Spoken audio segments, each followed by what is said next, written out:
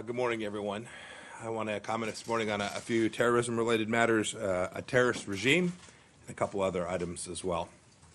Before I begin, though, I want to confirm with a heavy heart that a United States citizen, Anil Raj of California, was killed in a terrorist attack on a UN vehicle in Kabul on November 24th.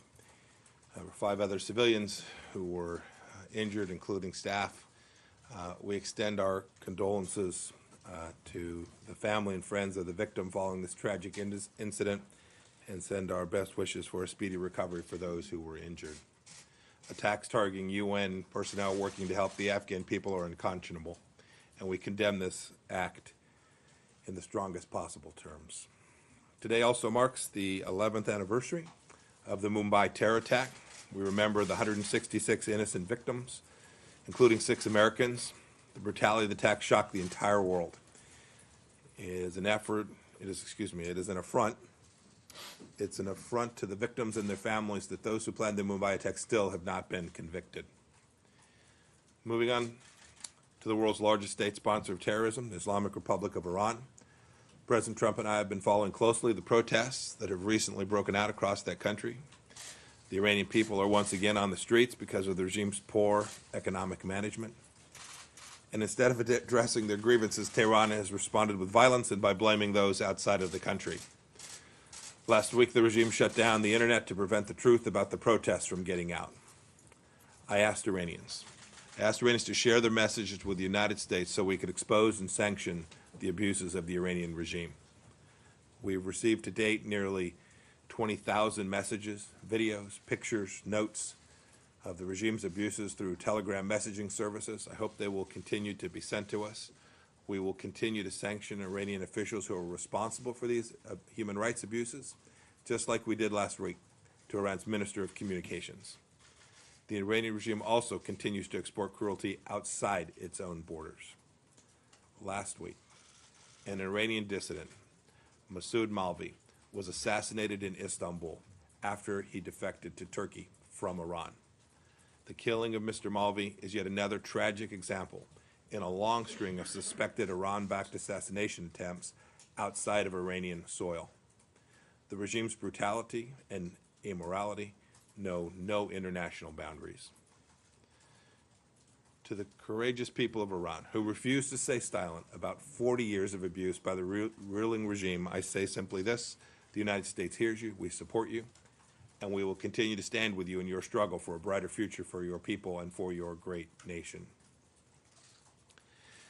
As part of our long-standing strategic partnership with Egypt, we continue to raise the fundamental importance of respect for human rights, universal freedoms, and the need for a robust civil society. We call on the Egyptian government to respect freedom of the press and to release journalists detained in a raid last weekend. Turning to the Chinese Communist Party. We've all seen the Xinjiang papers released in recent days. They detail the Chinese Party's brutal detention and systematic repression of Uyghurs and members of other Muslim minority groups in Xinjiang. These reports are consistent with an overwhelming and growing body of evidence that the Chinese Communist Party is committing human rights violations and abuses against individuals in mass detention. We call on the Chinese government to immediately release all those who are arbitrarily detained and to end its draconian policies that have terrorized its own citizens in Xinjiang. It's not just Muslims that are the target of the CCP's hostility. Christians, Tibetans, and other minority groups have also felt the CCP's heavy hand of repression. On a different note regarding China, we congratulate the people of Hong Kong on free, fair, and peaceful district council elections on the 24th of November. The United States continues to support democratic values, fundamental freedoms in Hong Kong, as guaranteed by the one country, two systems framework and aspirations of the Hong Kong people. I also have a short announcement on Cuba. Today, the United States is taking action to prevent Cuba Metallus from circumventing U.S. sanctions. Cuba Metallus is a Cuban state-run company and the primary facilitator of illegal oil imports from Venezuela. To further contain their action, we're putting sanctions on another Cuban company, Corporación Panamericana S.A., pursuant to Executive Order 13850. Cuban Metallus was sanctioned back on July of 2019 and has since had trouble finding companies willing to conduct business with it. It has relied on this company to evade sanctions as it carries out the oil for repression scheme between Cuba and Venezuela, a scheme declared illegal by the legitimate government of Venezuela. The Venezuelan and Cuban people continue to suffer at the hands of despotic actors who put their own interest above the interests of their people. Today's action will further squeeze the illegal profit-making scheme Cuba carries out to help the illegitimate dictator Nicolas Maduro and his unraveling network of corrupt advisors. And finally, after the holidays, I'll be hitting the road for some important diplomatic activities. First, I'll head to beautiful Louisville, Kentucky. The University of Louisville will host me for remarks at the McConnell Distinguished Speaker Series, and I'll share some thoughts on what the Trump administration is continuing to do here in the Western Hemisphere to protect the American people. Then I'll travel to London to chat with the President for a NATO leaders meeting, where the President and other allied leaders will talk about a whole host of ways to strengthen the alliance, which is now celebrating its 70th anniversary. And then I'll travel on to Morocco. It's one of our strongest partners in the region, and I'm looking forward to reviewing our country's strong economic security partnership and discussing future areas of cooperation. And then finally on to Portugal, to Lisbon. As is the case with so many of our European friends, our robust ties are built on shared values of freedom and democracy, and I look forward to that visit as well. And with that, I'm happy to take a few questions. Thank you. Happy Thanksgiving, Mr. Secretary, and thank you for coming down. This is twice in 2 weeks. It's a good tradition to get into. I just want to ask you very briefly about the Hong Kong and the Xinjiang papers. The president is kind of, I don't want to say waffling, but he hasn't made up his mind about with this legislation that came out of Congress on this. Is this that would involve sanctions? And I'm just wondering, is this something that you are personally supportive of, those sanctions? And are you willing to take action, sanctions or otherwise, in relation to the Uyghurs? And then if I could, and I accept that you will not like this question or think that it's irrelevant or unimportant, so stipulate your annoyance that I expect. Last Friday, the department released telephone call logs and some correspondence that show that you had 2 brief conversations with Rudy Giuliani in late March. Mm-hmm. This has led to speculation reports that you were actually involved in the campaign to get to recall Ambassador Yovanovitch from Ukraine. Wondering, did you discuss Ambassador Yovanovitch in those calls with Mayor Giuliani, and did the State Department then mislead or misinform Congress as to the circumstances of her departure in the 2 letters that were sent to Steny Hoyer and Eliot Engel? Thank you. As for Hong Kong, I think the administration has been pretty clear about our expectations about how Beijing will treat people throughout their country. We have human rights standards that we apply all across the world, and Hong Kong is no different. In addition, in Hong Kong, we have the commitments that the Chinese government made as part of their obligations to maintain 1 country and 2 systems. That's what we're continuing to work towards. Congress has now taken action, sits before the president. I won't get out in front of what he will do before too long. But suffice to say, I think the administration's policies have been pretty unambiguous in our support for the Chinese Communist Party's continued commitment to the promises that they made remains unwavering. And I think you saw that from the people of Hong Kong this past week. That's what they're asking for, too, the continued maintenance of the understandings that we're committed to under international law. I don't have much to say with respect to the Ukraine investigation. Other than this, we've continued to comply with all the legal requirements. You saw we released documents, I guess it was last week now. We'll continue to do that as required by law and as appropriate, so that appropriate oversight can be conducted. But with respect to the larger set of issues, we had a very clear policy with respect to Ukraine, and we executed it successfully. There are still many challenges. We still have Russians in the Donbass. We still have a president in Ukraine working to make sure that we move through the challenges that the country's had with its corruption for an awfully long time now. State Department's been working on that for my now 1.5 years plus here, and we'll continue to work on it. And every action that I took and have taken will continue to be driven towards that objective. Voice of America. No, Voice of America, thank you. Yes. Hi, I'm with the Voice of America. So, Reporters Without Border strongly condemned today the Iranian intelligence threats against journalists working for the international media like Voice of America, BBC, Radio Free Europe, and Manitou, with intimidation on social media and relatives in Iran, summoned for interrogation. What's your take on it?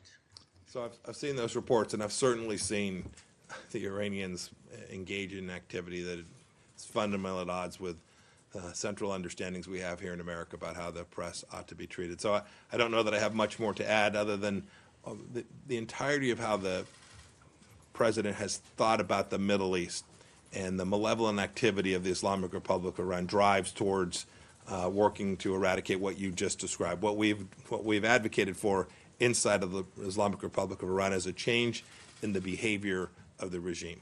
Behave like a normal nation, which permits its people to engage in commerce, to take care of their families, that would have normal press freedoms. Those are the very, very objectives that our policy has been aimed at for the entire time of the Trump administration. We'll keep working on. When I see those reports, it reminds me that our work is certainly not yet complete. Yeah.